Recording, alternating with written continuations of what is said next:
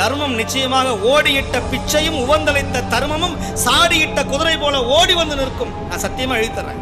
நீங்க செய்யற தர்மம் உங்க தலையை காப்பாற்றும். உங்க நோய் வராது.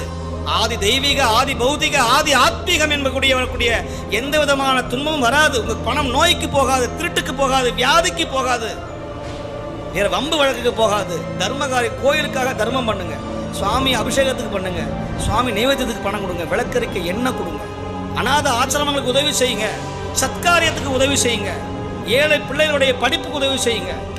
அப்படி செய்தால் உங்களுக்கு எந்த விதமான நோயும் வரவே வராது. அப்படின்னு யார் சொல்றா? முருகனே சொல்லுகிறார். சொல்றார், பூமேல் மயல் போய் அறமை புணர்வீர், நாமேல் நடவீர் நடவீர் இனியே. நாக்குல முருகன் வேலை செய்வான். நல்லவர் நாவில் நடனம் புரியும், பொல்லாதவரை பொடி பொடி ஆக்கும்னார். யாரு? தேவராய பெருமாள்.